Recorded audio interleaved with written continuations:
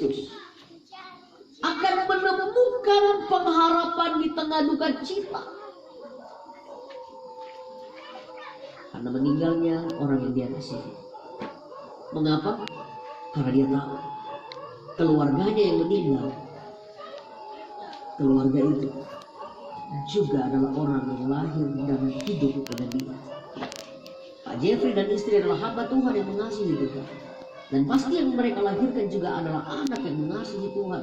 Memang dia belum menikmati beberapa waktu lamanya di dunia ini. Tetapi oleh karena orang tuanya maka anak-anaknya dikuduskan. Kata firman Allah di Korintus.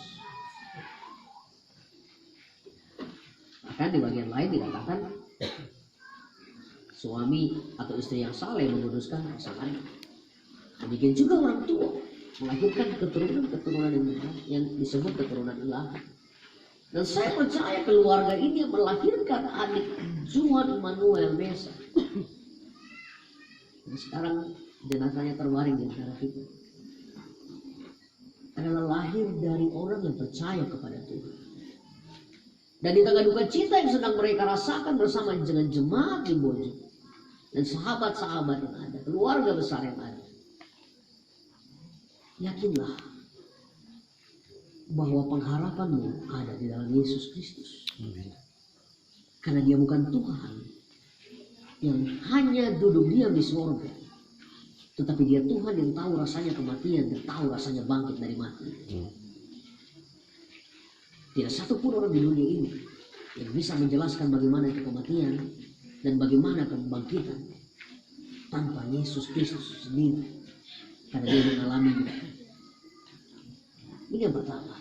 Dasar pengharapan orang percaya adalah iman di dalam Yesus Kristus. Yang kedua, mengapa kita bisa berharap di tengah duka cita? Karena ternyata ketika kita membaca firman Tuhan, dikatakan di sini mereka yang meninggal, mereka itu dikumpulkan bersama dengan Kristus. Mereka dikumpulkan bersama dengan Kristus. Kita sebagai manusia seringkali bisa lalai menjaga orang yang kita kasihi dan sayangi. Kita sebagai manusia punya potensi mengecewakan orang yang kita kasihi dan sayangi.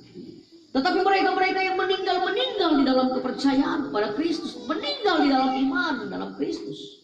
Alkitab katakan mereka dikumpulkan bersama dengan Tuhan. Mereka pun berada dalam perlindungan, penjagaan, penyertaan Tuhan. Mereka berada dekat, kumpul bersama-sama dengan Tuhan.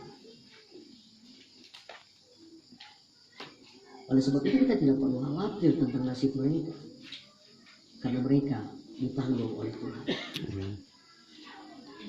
Tuhanlah yang mempedulikan mereka yang sudah duluan mendahului kita, yang sudah ada dalam kumpulan orang-orang yang menantikan Tuhan.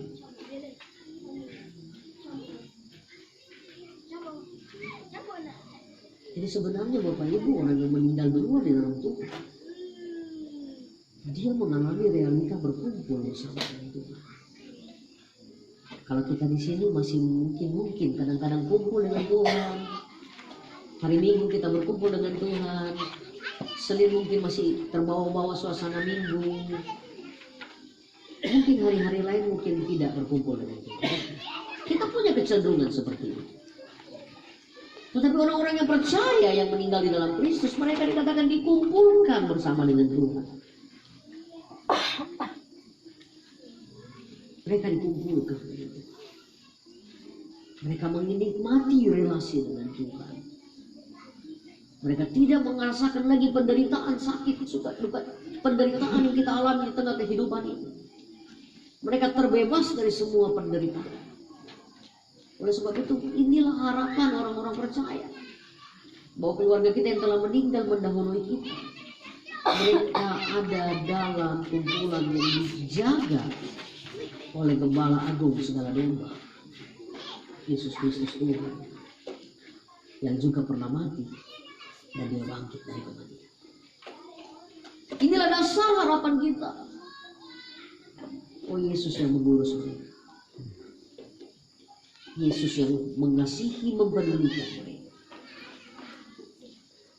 Yang ketiga, bagaimana kita bisa menemukan harapan di tengah duka cita karena meninggal? Mari kita lihat satu peristiwa megah yang terjadi di akhir zaman. Alkitab katakan ketika nanti malaikat berseru, sangkakala dibunyikan. Ternyata orang-orang yang duluan meninggal di dalam Tuhan.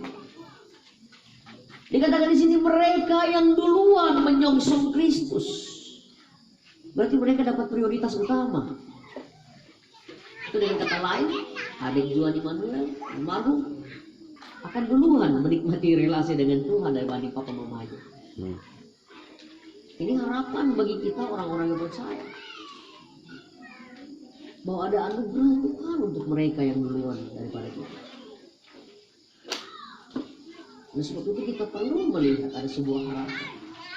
Ketika nanti sangkakala berbunyi, malaikat berseru, Yesus Kristus datang pada kali yang kedua. Dikatakan di situ bahwa orang-orang yang dahulu meninggal di dalam Kristus, mereka akan dahulu bangkit. Dan ayat 17 berkata, sesudah itu kita akan yang hidup. Jadi mereka duluan bangkit, mereka duluan naik ke awan-awan, dan mereka bangkit. Kita yang masih tinggal, kita juga akan diangkat bersama-sama dengan mereka di awan-awan, menyongsong Tuhan di awan-awan.